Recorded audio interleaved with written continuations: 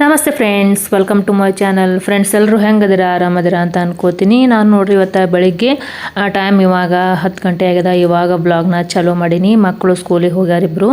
ಅವ್ರು ಹೋದ್ಮ್ಯಾಗ ಮತ್ತು ಬಟ್ಟೆ ತೊಳೆದು ಹಾಕೋದು, ಬಾಂಡೆ ಅದೆಲ್ಲ ತಿಕ್ಕೋದು ಮತ್ತು ಅಡುಗೆ ಕೆಲಸ ಅದೆಲ್ಲ ಅವ್ರು ಹೋಗೋದ್ರಾಗ ಅರ್ಧ ಮುಗ್ದೇ ಬಿಟ್ಟಿರ್ತದೆ. ಅಂದ್ರೆ ಪಲ್ಯ ಮಾಡಿರ್ತೀನಿ ಮತ್ತು ನಾಷ್ಟ ಮಾಡಿರ್ತೀನಿ.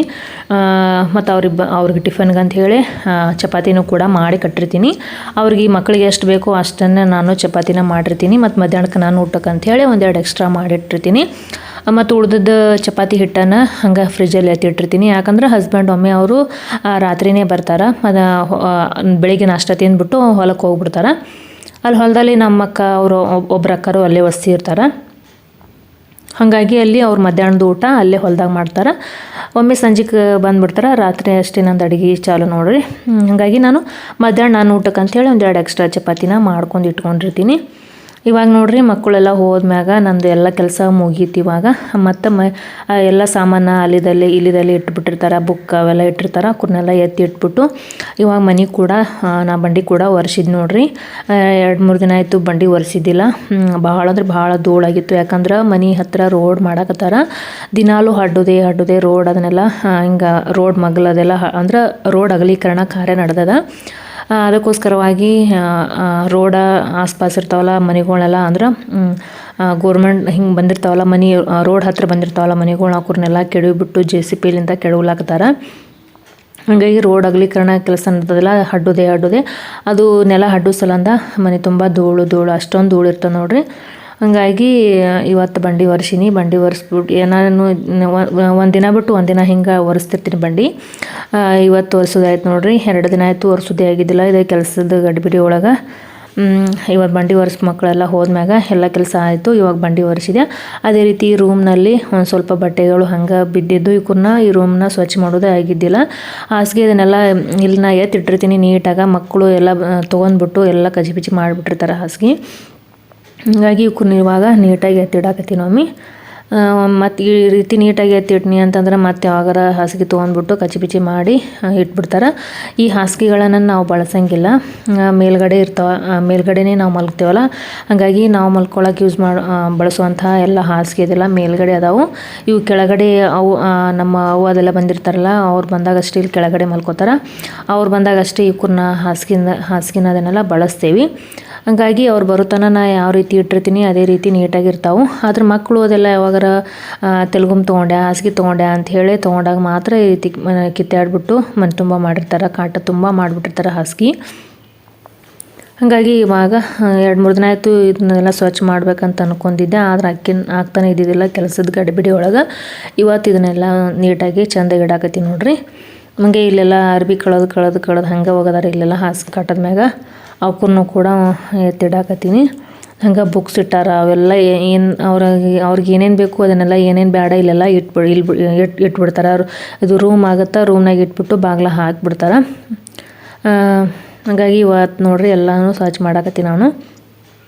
ಟೈಮ್ ಇವಾಗ 11 ಗಂಟೆ ಆಗ್ಲಕ್ಕೆ ಬಂದದ. 11 ಗಂಟೆ ಆಗ್ಲಕ್ಕೆ ಬಂದದ. ಇವಾಗೆಲ್ಲ ನಂದು ಕೆಲಸ ಮುಗೀತು ನೋಡ್ರಿ.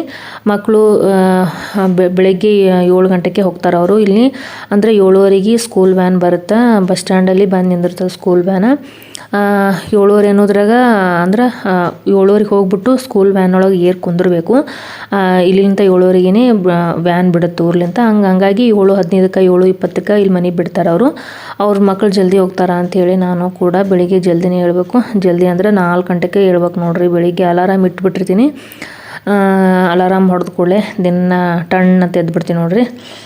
ಒಂದು ಸಲ ಟೈಮ್ ಸೆಟ್ ಮಾಡಿ ಇಟ್ನಿ ಅಂತಂದ್ರೆ ಮತ್ತು ಹೊಳ್ಳಿ ಒಂದು ವಾರ ಅದೇ ಸೇಮ್ ಟೈಮ್ಗೆ ಎದ್ನಿ ಅಂತಂದ್ರೆ ಮತ್ತು ಹೊಳ್ಳಿ ಅದೇ ಟೈಮ್ಗೆ ಎಚ್ಚರ ಆಗುತ್ತೆ. ಆದರೂ ಅಲಾರಾಮ್ ಇಟ್ಟಿರ್ತೀನಿ. ಯಾಕಂದ್ರೆ ಮತ್ತು ಹೊಳ್ಳಿ ಮರೆತು ಮಲಗಿದ್ನಿ ಅಂದ್ರೆ ಮಕ್ಕಳಿಗೆ ಶಾಲೆಗೆ ಲೇಟ್ ಆಗುತ್ತೆ ಅಂಥೇಳಿ ಅಲಾರಾಮ್ ಫಿಕ್ಸ್ ಮಾಡಿ ಇಟ್ಬಿಟ್ಟಿರ್ತೀನಿ. ಅದು ಗಂಟೆ ಹೊಡೆದ ಕೂಡಲೇ ಎದ್ಬಿಡ್ತೀನಿ ನೋಡ್ರಿ. ಇವತ್ತು ಕೂಡ ಜಲ್ದಿ ಎದ್ಬಿಟ್ಟು ಎಲ್ಲ ಕೆಲಸ ಆಗ್ಯದ. ಇವಾಗ ದೇವ್ರ ಪೂಜೆ ಕೂಡ ಮಾಡಿದೆ. ಮಕ್ಕಳು ಹೋದ್ಮ್ಯಾಗ ದೇವ್ರ ಪೂಜೆ ಮಾಡ್ತೀನಿ ನೋಡ್ರಿ. ಅವ್ರಿಗಿರೋದ್ರಾಗ ಮಾಡಿರ್ತೀನಿ, ಒಮ್ಮೊಮ್ಮೆ ಲೇಟಾಗಿ ಮಾಡಿರ್ತೀನಿ.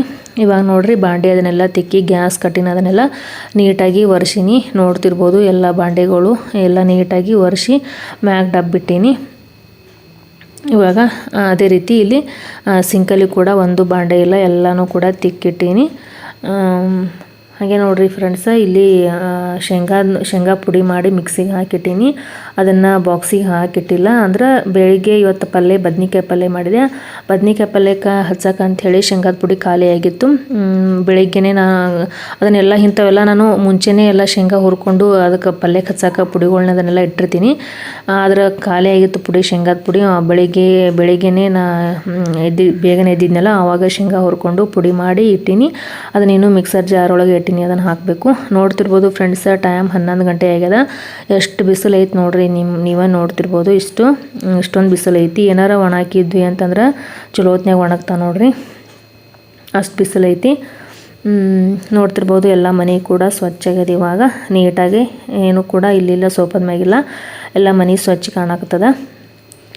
ಬಂಡೆ ಅದನ್ನೆಲ್ಲ ಒರೆಸಿನೆಲ್ಲ ಫ್ರೆಂಡ್ಸ, ಮನೆಯೆಲ್ಲ ಸ್ವಚ್ಛ ಆಗ್ಯದ. ಅದೇ ರೀತಿ ಫ್ರೆಂಡ್ಸ, ಇನ್ನೂ ಅಲ್ಪ ಸ್ವಲ್ಪ ಕೆಲಸ ಅದಾವೆ, ಅವ್ರನ್ನೆಲ್ಲ ಮುಗಿಸ್ಕೋತೀನಿ ನಾನು. ಹಸನದೇನು ಹಳ್ಳದೇನೂ ಇಲ್ಲ.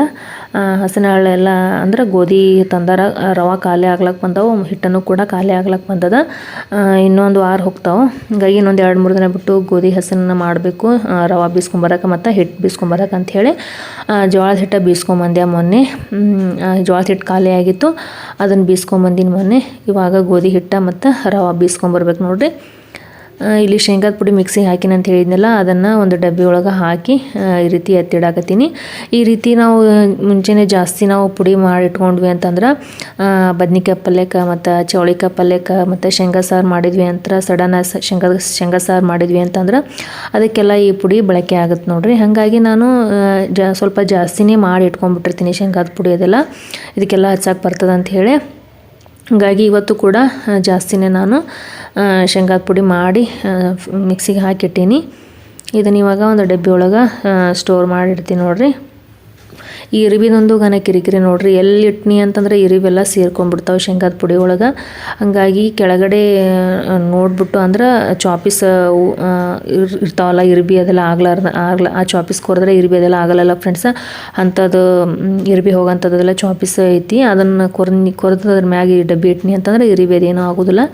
ಹಂಗೆ ಬೆಲ್ಲದ ಡಬ್ಬಿ ಕೆಳಗೂ ಕೂಡ ಆ ರೀತಿ ಅಂದ್ರೆ ಜೊಂಡಿಗೆ ಹೋಗ್ಲಾಕ ಮತ್ತು ಇರ್ಬಿ ಹೋಗ್ಲಾಕ ಅಂತೇಳಿ ಚಾಪೀಸ್ ಇರ್ತಾವಲ್ಲ ಫ್ರೆಂಡ್ಸ, ಅದನ್ನು ಕೊರೆದು ಇಟ್ಬಿಟ್ಟಿರ್ತೀನಿ. ಬೆಲ್ಲ ಇಟ್ಟರು ಕೂಡ ಬೆಲ್ಲದ ಡಬ್ಬಿ ಕೆಳಗೆ ಆ ರೀತಿ ಕೊರೆದು ಇಟ್ನಿ ಅಂತಂದ್ರೆ ಯಾವುದೇ ರೀತಿ ಇರಿಬಿ ಅದೇನೂ ಆಗೋದಿಲ್ಲ. ಮತ್ತು ಇರಿಬಿ ಆದ ಜಾಗಕ್ಕೆ ಆ ಚಾಪೀಸನ್ನ ಕೊರೆದ್ವಿ ಅಂತಂದರೆ ಇರಿಬಿ ಎಲ್ಲ ಹೋಗ್ಬಿಡ್ತಾವೆ.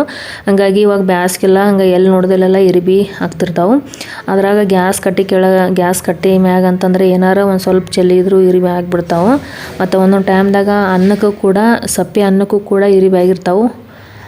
ಅಷ್ಟೊಂದು ಇರಿಬಿ ನೋಡ್ರಿ ಈ ಬ್ಯಾಸ್ಗೆ ಒಳಗೆ. ಈ ಹಾಲನ್ನು ಕೂಡ ಬೆಳಿಗ್ಗೆ ಬಂದು ಹಾಲನ್ನು ಕೂಡ ಕಾಸಿ ಇಟ್ಟೀನಿ, ಅವು ತಣ್ಣಗಾಗ್ಯಾವು. ಇವಾಗ ಫ್ರಿಜ್ಜಲ್ಲಿ ಎತ್ತಿಡ್ಬೇಕು ನೋಡ್ರಿ. ಈ ರೀತಿ ಹಾಲನ್ನು ಫ್ರಿಜ್ಜಲ್ಲಿ ಎತ್ತಿಟ್ನಿ ಅಂತಂದ್ರೆ ಮಧ್ಯಾಹ್ನ ಸಂಜೆ ಅನ್ನೋದ್ರಾಗ ಕೆನೆ ದಪ್ಪ ಬಂದಿರ್ತದೆ. ಅದನ್ನು ಕೆನೆನ ಸ್ಟೋರ್ ಮಾಡಿ ಇಟ್ಬಿಟ್ಟು 10 ದಿನಕ್ಕೊಮ್ಮೆ 12 ದಿನಕ್ಕೊಮ್ಮೆ ಬೆಣ್ಣೆನ ಮಾಡ್ತೀನಿ ನೋಡ್ರಿ. ಇವಾಗ 2-3 ಡಬ್ಬಿ ಕೆನೆನ ಸ್ಟೋರ್ ಮಾಡಿ ಇಟ್ಟೀನಿ, ಇನ್ನೂ ಬೆಣ್ಣೆ ಮಾಡೋದು ಆಗಿಲ್ಲ. ನೋಡ್ಬೇಕು ಯಾವಾಗ ಟೈಮ್ ಸಿಗ್ತದೆ ಅವಾಗ ಬೆಣ್ಣೆ ಮಾಡ್ಬೇಕು ನೋಡ್ರಿ. ಅದನ್ನೆಲ್ಲ ಕೆನೆನ ಕಟ್ಟಿದ್ನಿ ಅಂತಂದ್ರೆ ಬೆಣ್ಣೆ ಬರ್ತದೆ. ನೋಡ್ತಿರ್ಬೋದು ನೋಡಿರಿ ಫ್ರೆಂಡ್ಸ, ಇವಾಗ ಈ ಬಿಳಿ ಬಾಕ್ಸ್ ಒಳಗೆ ಕೆನೆನ ತೆಗಿಲಾಕತ್ತೀನಿ. ಇಂಥ ಬಿಳಿ ಬಾಕ್ಸ್ 2 ಬಾಕ್ಸ್ ಇವಾಗ ಆಲ್ರೆಡಿ ತುಂಬ್ಯಾವು ಫ್ರಿಜ್ಜಲ್ಲಿ ಸ್ಟೋರ್ ಮಾಡಿಟ್ಟೀನಿ. ಇದು 3ನೇ ಬಾಕ್ಸ್, ಇದು ಕೆನೆ ಹಾಕಕ್ಕಂಥೇಳಿ ಇದು 3ನೇ ಬಾಕ್ಸ್ ತೊಗೊಂಡಿದ್ದು. ಇದು ಕೂಡ ತುಂಬಿದಾದ್ಮ್ಯಾಗ ಆಮೇಲೆ ಒಂದಿನ 3 ಬಾಕ್ಸ್ ಕೂಡ ಒಂದಿನ ಬೆಣ್ಣೆನ ಕಟ್ಟಿತೀನಿ ನೋಡ್ರಿ. ಇಷ್ಟು 3 ಬಾಕ್ಸ್ ಕೂಡ ಕಟ್ಟಿದ್ನಿ ಅಂತಂದ್ರೆ 1 kg ಮ್ಯಾಗ ಬೆಣ್ಣೆ ಬರ್ತದೆ. ಇವಾಗ ನೋಡ್ರಿ ಕೆನೆನ ತೆಗಿಲಾಕತ್ತೀನಿ. ಓಕೆ ಫ್ರೆಂಡ್ಸ್, ನೋಡ್ತಿರ್ಬೋದು ನನ್ನ ಬ್ಲಾಗ್ ಹೆಂಗೆ ಅನ್ಸಕತ್ತಾವ ಅಂತೇಳಿ ನನಗೆ ಕಾಮೆಂಟ್ಸ್ ಮೂಲಕ ತಿಳಿಸ್ರಿ. ಹಾಗೆ ಇನ್ನೂ ನನ್ನ ಚಾನಲ್ಗೆ ಸಬ್ಸ್ಕ್ರೈಬ್ ಆಗಿಲ್ಲ ಅಂದರೆ ಸಬ್ಸ್ಕ್ರೈಬ್ ಆಗಿ ಮತ್ತು ಪಕ್ಕದಲ್ಲಿ ಕಾಣುವಂತಹ ಬೆಲ್ ಐಕಾನ್ನ ಪ್ರೆಸ್ ಮಾಡಿರಿ.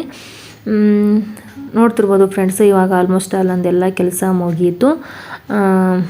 ಅದೇ ರೀತಿ ಫ್ರೆಂಡ್ಸ, ನನ್ನ ಬ್ಲಾಗ್ ಹೆಂಗೆ ಅನ್ಸಕತ್ತಾವ ಅಂತೇಳಿ ನನಗೆ ಕಾಮೆಂಟ್ ಸೆಕ್ಷನಲ್ಲಿ ಬರೆದು ಹೇಳ್ರಿ. ಇವಾಗ ನೋಡಿರಿ, ನಾನು ಸ್ವಲ್ಪ ನಾಷ್ಟಾದೆಲ್ಲ ಆಯ್ತಲ್ಲ, ಚಹಾ ಕುಡ್ದಿದ್ದಿಲ್ಲ. ಹಾಗಾಗಿ ಒಂದು ಸ್ವಲ್ಪ ಚಹಾ ಕುಡಿಬೇಕು ಅಂಥೇಳಿ ಚಹಾ ಕಾಸ್ಕೊಳಕತ್ತೀನಿ ನೋಡ್ರಿ. ಬೆಳಗ್ಗೆ ಮಾಡಿದ್ದ ಐತಿ, ನನಗೆ ಎಷ್ಟು ಬೇಕೋ ಅಷ್ಟೇ ಮಾಡ್ಕೊಂಡಿರ್ತೀನಿ. ಆದರೆ ಇವತ್ತು ಒಂದು ಸ್ವಲ್ಪ ಜಾಸ್ತಿನೇ ಚಹಾ ಮಾಡಿದ್ದು ನೋಡ್ರಿ, ಅದೇ ಉಳ್ದದ. ಅದಕ್ಕೊಂದು ಸ್ವಲ್ಪ ಸಕ್ಕರೆ ಕಡಿಮೆ ಆಗ್ಯದ ಅಂಥೇಳಿ ನಾನೇ ಸಕ್ಕರೆ ಹಾಕಿ ಕಾಸ್ಲಾಕತ್ತೀನಿ ನೋಡ್ರಿ. ಇದನ್ನೆಲ್ಲ ಕೆನಿನ ಇವಾಗ ಫ್ರಿಜ್ಜಲ್ಲಿ ಮತ್ತೆ ಇಡ್ತೀನಿ ನೋಡ್ರಿ. ಕರೆಂಟ್ ಒಂದು ನಮ್ಮ ಊರಾಗ ಮೇಲಿನ ಮೇಲೆ ಹೊಂಟ ನೋಡ್ರಿ. ಯಾಕಂದ್ರೆ ರೋಡ್ ಕೆಲಸ ನಡೆಯಾಗ್ತದೆ ಅಂತ ಏನಿಲ್ಲ ಫ್ರೆಂಡ್ಸ.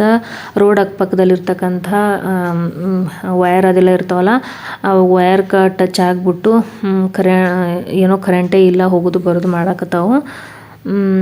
ಹಾಗಾಗಿ ಏನಾರು ಬೀಸ್ಕೊಂಬರಕ್ಕೆ ಹೋದ್ನಿ ಅಂತಂದ್ರೆ ಜೋಳದ ಹಿಟ್ಟ ಬೀಸ್ಕೊಂಬರಕ್ಕೆ ಹೋಗಿದ್ದೆ ಮೊನ್ನೆ. ಕರೆಂಟ್ ಒಂದು ಹೋಗೋದು ಬರೋದು ಆ ರೀತಿ ಮಾಡ್ಲಾಕತ್ತಿತ್ತು. ಆದರೂ ಕೂಡ ನನ್ನ ಪುಟ್ಟಿ ಆಗುತ್ತಾನ ಯಾವುದೇ ರೀತಿ ಕರೆಂಟ್ ಹೋಗಲಿಲ್ಲ ನೋಡ್ರಿ. ನೋಡ್ತಿರ್ಬೋದ್ರಿ, ಇವತ್ತು ಬೆಳಿಗ್ಗೆ ನಾಷ್ಟ ಪಡ್ ಮಾಡಿದ್ದೆ. ಮಕ್ಕಳು ಫಡ್ ತಿಂದ್ಬಿಟ್ಟು ಸ್ಕೂಲಿಗೆ ಹೋಗ್ಯಾರ. ಮತ್ತು ಟಿಫನ್ ಕಟ್ಕೊಂಡು ಚಪಾತಿ ಮತ್ತು ಬದ್ನಿಕಾಯಿ ಪಲ್ಯ ಕಟ್ಕೊಂಡು ಹೋಗ್ಯಾರ ಅವರು. ನೋಡ್ತಿರ್ಬೋದ್ರಿ. ಓಕೆ ಫ್ರೆಂಡ್ಸ್, ಇಲ್ಲಿಗೆ ವ್ಲಾಗನ್ನು ಮುಗಿಸ್ತೀನಿ. ವ್ಲಾಗ್ ಇಷ್ಟ ಆಯ್ತು ಅಂದ್ರೆ ಒಂದು ಲೈಕ್ ಮಾಡಿರಿ. ಹಾಗೆ ಚಾನಲ್ಗೇನು ಸಬ್ಸ್ಕ್ರೈಬ್ ಆಗಿಲ್ಲ ಅಂದರೆ ಸಬ್ಸ್ಕ್ರೈಬ್ ಆಗಿ. ಮತ್ತೆ ಮುಂದಿನ ವ್ಲಾಗ್ನೊಂದಿಗೆ ಭೇಟಿ ಆಗ್ತೀನಿ. ಇಲ್ಲಿ ತನಕ ಎಲ್ಲರಿಗೂ ಬಾಯ್.